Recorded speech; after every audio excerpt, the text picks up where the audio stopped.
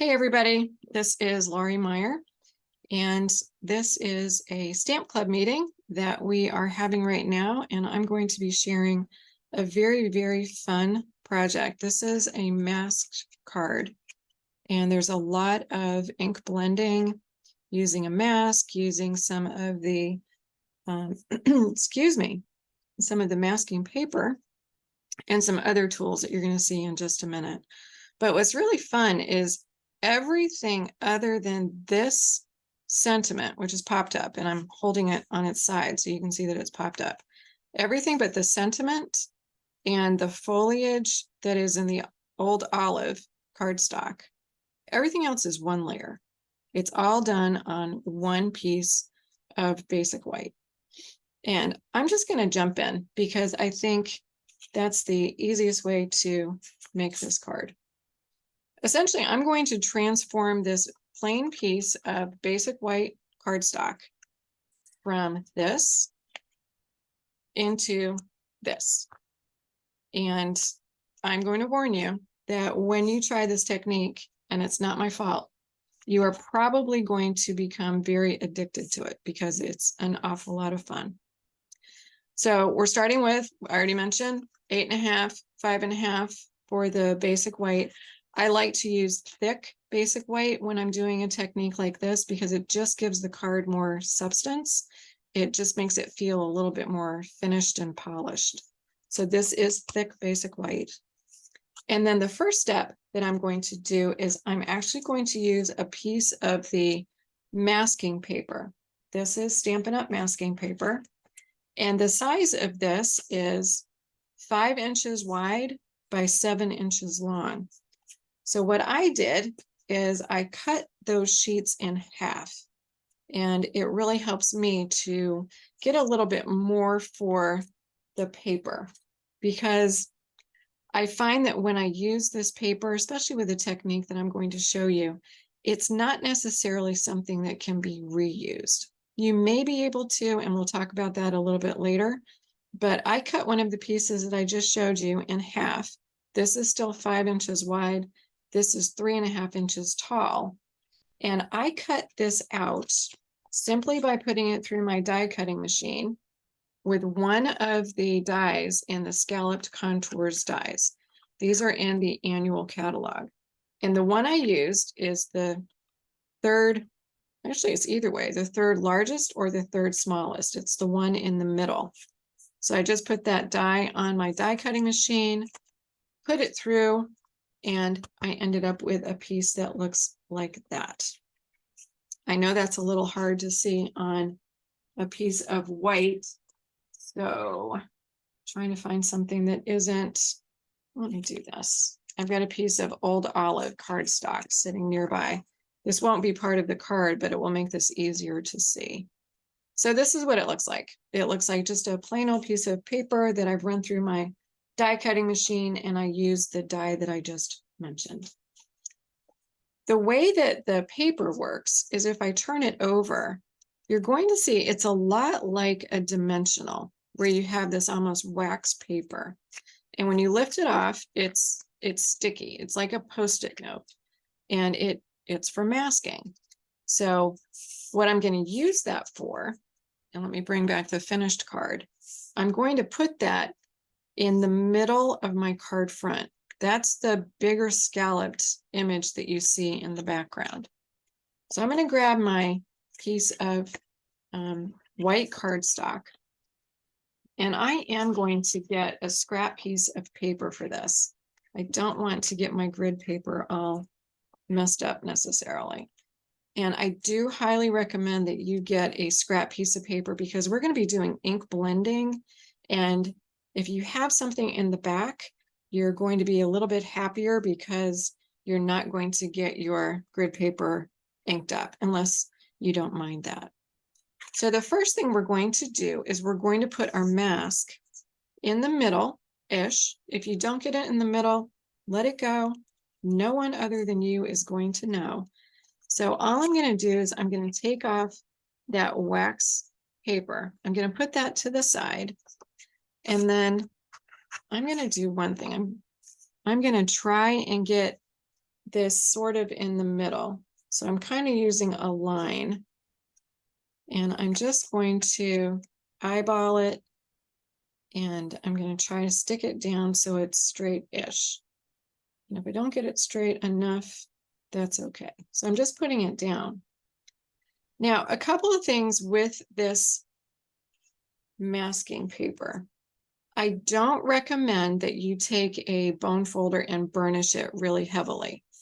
That will cause you some issues when you're trying to get it off your card. So just take your finger and gently go around that masking paper and try to make sure that it is adhering to your cardstock. All right, and then when you've got that down, we're going to do step number 1. The first color that I added to the back is Old Olive, and I'm going to do the same thing. When you add colors and you're doing masking, put the lighter color on first.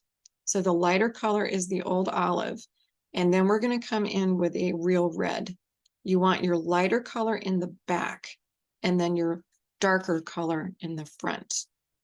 And I suggest that you kind of play around maybe on a scrap piece of paper and make sure that the 2 colors that you're going to use, so in this case, the Old Olive and the real red, that when you blend them together, they don't make a muddy mess. I'm taking a blending brush, and I am literally going to go and put color all around my card. And I'm going to make sure that I go in clockwise and counterclockwise motions, especially around where that paper is, where the masking paper is, because I want to get into those little areas, the areas that have the scallops, to make sure that they are getting nice and inky. And the depth of the color is up to you. If you want the whatever color you use on this particular layer, if you want it to be a really dark Old Olive, just take your time and go through the process of adding a couple layers of your color. And I'm just going to move this around. I'm taking a little bit of color off of my brush on that piece of scrap paper before I bring it onto the card. And I'm also using the masking paper as kind of a blotter, because I'm trying to keep my fingers as uninked as I can keep them. But if you don't get ink on your fingers when you're creating a card, I don't know, that might not be normal. I usually end up with some pretty inky fingers when I'm done. Don't worry about getting the blending perfectly. You're going to see on what I'm doing, there are some areas that are darker than others. That is perfectly fine. It is just the way that it probably will come out with your blending. And in my opinion, it adds character. Again, perfection is overrated, so we're really just going for getting some nice color on. What's also nice about this kind of design is you can use any die. Think about the different kinds of dies that you have. Circles, squares, rectangles. There's some absolutely gorgeous dies in the holiday catalog that go incredibly well and work very, very well with this technique. But I'm just going around and adding the green. This is the first layer of 3 that we are going to put on as far as different ink colors. And we are not going to take the mask off until we have all 3 of those done, because we are really trying to build some depth into this 1-layer card. And I find that 1-layer cards can be some of the most challenging to do, because you really do want to have some interest in the design that you're putting together. And if you do something like this, you're building layers, you're building depth, and it will look like there are almost 3 dimensions of color that are going to pop out. So I'm almost done on this. Just want to get a little bit more dark color toward that piece of masking paper. And again, I'm doing the counterclockwise and the clockwise. So that is step number 1. That is layer number 1 of color. All right, so now we're going to go to layer number 2. And I'm going to bring back in the finished card and tell you what we're going to do, and then we're going to do it. So what we've done so far is we've just added that green, and that green is going to be in the background of the mask. So the next thing that we're going to do is we're going to add some real red, but the way we're going to add that is we're going to put a mask over the top of our card, and then we're going to add the color. I used to do a lot of stenciling in my past, and I really, really enjoyed it. I didn't realize how complex stencils can be with multi-layers and shading. And I had a wonderful instructor when we lived in Houston, and a good friend of mine and I used to go to classes. So I really, really enjoy using these masks. I think they're just a lot of fun. The package that I am using is one that is in the annual catalog, and it is called 4 Square Decorative Masks. And there are some beautiful patterns that are included. These are 2. Then you have this really nice one with kind of a cross and dots. And then these are random squares. So some really cool things that you can do. You can tell if I bring the card that I'm using as an example that this was the mask that I used on that card. I'm going to change it up just a little bit because I want to show you the difference in using a couple of different masks. And what you're going to want to do is take your mask and you're going to put that right on top of your card. And I have it so that I've got enough room on all sides that I want to kind of take the time to put some washi tape so that mask doesn't move when I am doing the second layer of inking. And I'm just going to do my best to try to kind of center where that design is. So I'm looking at the bottom row, the top row, and just sort of pretending and hoping that the design on either side is about the same, just so it looks like it's kind of straight up and down. Now, one thing that you do want to try and do is when you're attaching your mask, try to really hold it down when you're putting on your washi tape. And that is going to do 2 things. It's going to make sure that your washi tape is holding your mask down, but it's also going to make sure that your mask is holding your card, because you want to keep things pretty still when you're doing that second layer of ink. I thought this candy cane washi tape was kind of fun because it is a Christmas card. So we're adding just a little bit more Christmas cheer. Your washi tape or Post-it note, whatever you use to hold this down, is going to get inky. That's just the way it is. So you kind of have to realize that it is going to be a little bit of a hot mess when you're done. And I'm just going to move the one over here a little bit more parallel. I want to make sure I have enough room to get the ink right on the edge of that card. So I'm going to grab another brush and grab my real red ink. And this ink is juicy, very juicy.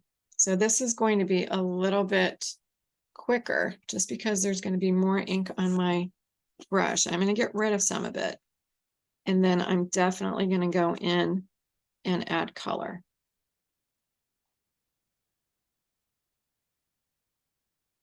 And you can very, very easily see, obviously, where that color is going. You do want to pay attention when you're looking through your mask to see the edge of the masking paper. Because again, I'm trying to get right on the edge, right where those scallops were, and just do my best to get some of that ink so that it is going into those crevices. And as much as possible, it's going to define that scallop, and it will look really, really pretty. Right now, this definitely looks like a mess. It is just a bunch of ink, a bunch of washi tape. But when we pull it off, it's one of those ah moments when you see the design and you just think, wow, so cool. Kind of like when you do the heat embossing with the embossing powder. I will never get tired of that. The reveal is always super, super fun. Now you can see that I'm putting my fingers again in the middle where that masking paper is, because obviously I don't need to put ink on the masking paper. So I'm just trying to keep my fingers as uninked as possible. Maybe a futile attempt, but that's okay. The red goes on much quicker. And because we're blending the red in with that old olive, it is not going to be the dark, dark, real red that we're used to, because it's definitely taking on some of the green, but I think it really does a nice job when you're done. So many different colors that you can blend with this. I've done some that are autumn colors and had a really fun time figuring out which two colors would work well in blending. And I also find that blending is just a very therapeutic process. It seems like it's almost, when you're doing it, you can let your mind sort of wander. And it's very relaxing, at least I think it is. Now, as far as cleaning the masks, you may notice that this mask is a white plastic or some kind of plastic-like material. It is different in terms of what it is made from when you look back at some of the masks that Stampin' Up! Sold in the past. This mask, these kinds of masks, are unbelievably easy to clean. You literally only need to run this under tap water and it will clean. And you don't need soap. You don't need anything else. If you want to do multiples of these, you could take a baby wipe and easily wipe off the ink, and that would work as well. But either way, using a baby wipe or taking it and just simply putting it under some tap water and running the water over is going to give you a very, very clean stencil, and you'll be able to just dry it off and use it again. So I really like, whatever this material is, I really like the change in what we're using. All right. So you added the second layer of ink. And we are going to take the mask off, the plastic mask, not the one that we initially put on, not the masking paper, but we are going to take the mask, the stencil or the plastic piece off. And this is part of the ooh and ah, but the next ooh and ah that we're going to do is even better. So I am going to trash this washi tape. You probably could get away with using it one more time if you really wanted to, but it definitely has some ink on it, and I just don't want to take the chance that it might ruin another project. So I'm just going to lift this up. Ooh and ah, very cool. And you can see the difference in the stencil or the mask themselves. They're very different. Very, very interesting. You might prefer one to the other. We have one more layer of ink that we need to add before we take the initial piece of masking paper off. And if you notice, there are some evergreen sprigs that are stamped on this card. They were stamped before I took the mask off, which is why they look like they're behind that area that has the scallop. So I'm going to use some Mossy Meadow ink, and I'm going to use this stamp from the Unbelievably Amazing Christmas Classic stamp set. Grab one of my blocks and just do a little bit of random stamping onto the card front. Couple of things when you're doing this, and especially if you have a long stamp, one that might actually, if you were pretend that this stamp is twice its length, you probably wouldn't want the back end of it stamping on this side of the card. So if you have a long stamp, grab a piece of scrap paper and block off where you don't want the stamp showing on the other side of your mask. It will give you a little bit more control of where those stamped images are going to go. I'm not going to add a lot of these, but I do think it adds a really cool kind of depth to the card. So I'm just going to kind of randomly, but intentionally also, put some of these little images. And I know I don't need to say this, part of that is going to end up on the masking paper, but we're going to take that masking paper off. So what I'm really focused on is trying to get some cool designs that are going to hang over the side of the masking paper, and then they're going to look like they're in the background. So if you sort of move your stamp in different angles on different sides of the masking paper, you're going to come up with some really cool little designs. And you know this, every time you stamp and you're doing a design like this, make sure that you go back in to ink up the stamp completely. That way you'll be assured that you have ink on the entire image, because sometimes when you do inking and you've got, in this case, like the masking paper, where you've almost got a ridge between the masking paper and the card itself, you might end up with ink still on your stamp. And then it would look uneven the next time that you stamp your image. So what's also fun is these, every time you do this, it's going to look a little different. All right, I am not going to overdo this. So we're going to leave it at that. Now that looks like a hot mess.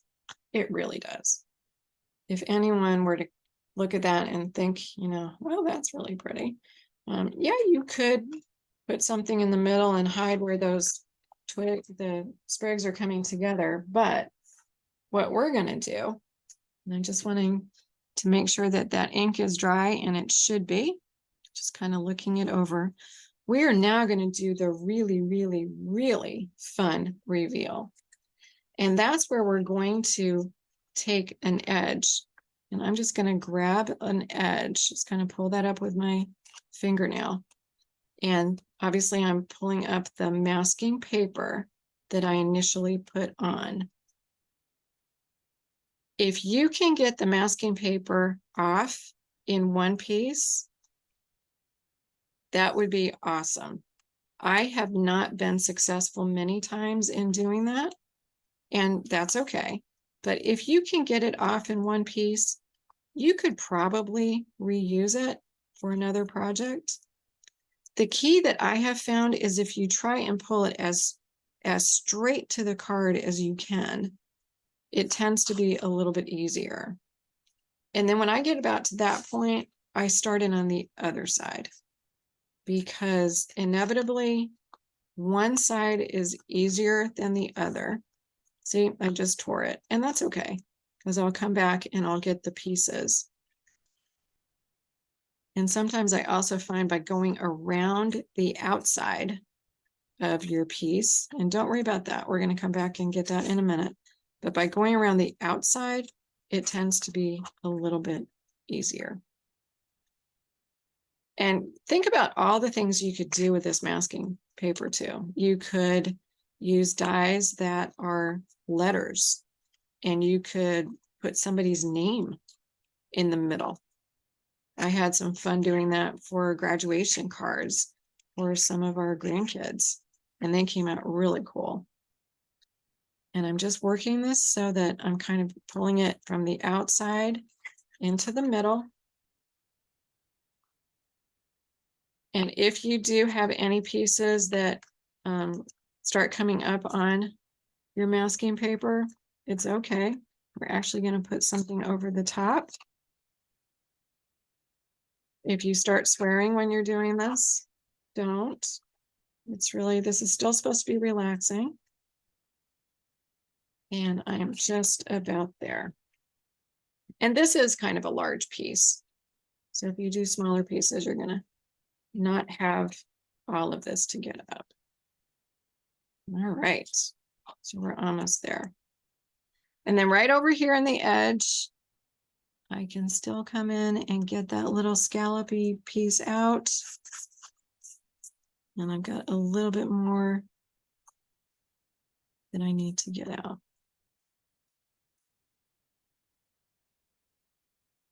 But isn't that cool? It looks very 3D. It looks like it has multi dimensions, which is super fun. And then with the little sprigs in the background, it gives you even more depth. So we're almost there in terms of finishing the card. So what I'm going to do, get this ugly piece of scrap paper out of the way so that as I am finishing this off, we can just kind of look at it together. I decided that I wanted to put a really bright and cheerful sentiment in the middle. And this stamp set, I think, does it. There's some really, really cool stamps in here, all sentiments. I chose this wishing you a very Merry Christmas. And I also used the same set of dies that I used to cut out the initial. This was the initial piece that I did for the mask. The next smallest scallop is this one, and it fit perfectly around the sentiment. So I stamped the wishing you a very Merry Christmas onto a piece of basic white, and I used cherry cobbler. I decided to introduce a little bit of a darker red. I thought that worked well with the card. And then I cut that out with the smaller die from the Scalloped Contours die set.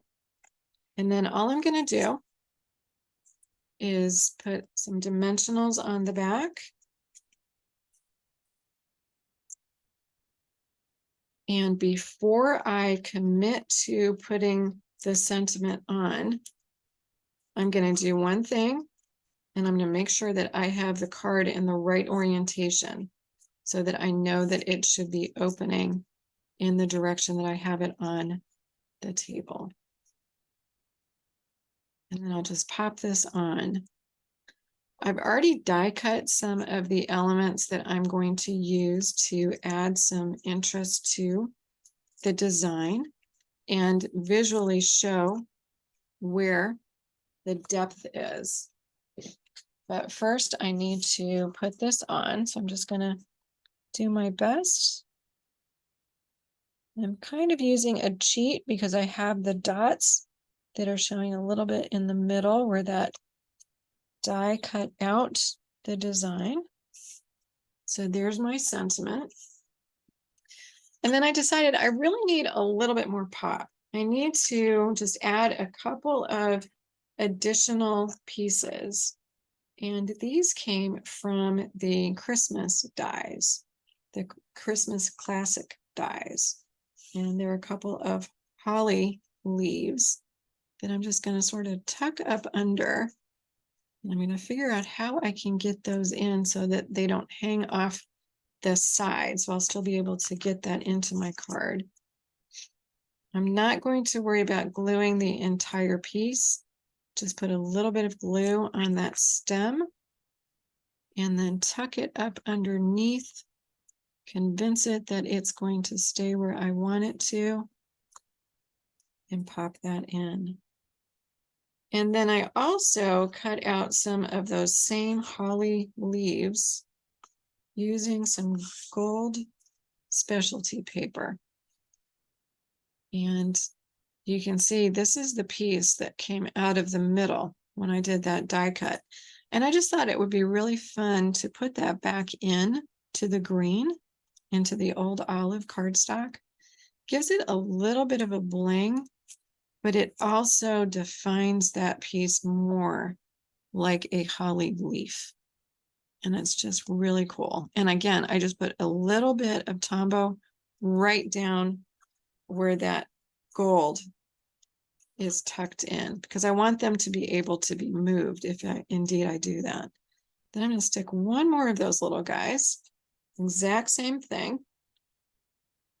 And I think these dies also are just fabulous. There's so many possibilities in that set. And when I post this on YouTube, I will put all the different dies and stamps and everything that I used in this so that you can see. We're going to change the orientation because that one is not playing happy.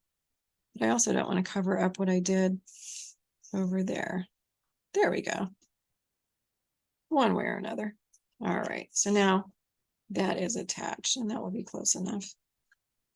And again, I'll pull in a piece of gold and tuck that in. And then there's one more die in that set that is going to come in handy in a minute. These are the pieces that came out of the holly berries or holly leaves, excuse me, when I cut them out of the old olive. But now I can just add them as little pieces of foliage. So when you have die cuts that give you multiple pieces, think about how you might use those because you may come up with some thoughts about different ways, not necessarily the way that you would necessarily use them. And another thing, if you have a piece like this, turn it over because I'm going to stick that one very close to the one that I just put in. I don't want it to have the same orientation. I don't want it to be pointing the same way. So I'm just going to flip that over and it will look a little bit more interesting because it's going to be pointing in the opposite direction. So it's not going to look like it's a mirror image. And we'll do one more. Just going to stick one more over here. And then the last thing I'm going to do is add a couple of the brushed metallic adhesive dots because I want that gold that I added in the middle of the holly leaves to shine a little bit more. And these adhesive dots, you'll see these have been well used and well loved, are perfect because they're not really intrusive. They come in 3 different colors, a gold, a brass, and a pewter. And I'm going to use a couple of the copper to start with, or brass. I'm going to try and hide a little bit of that glue that I had going on down here, so nobody will stick their finger where they don't need to. And then this area looks like it could use a little bit of color.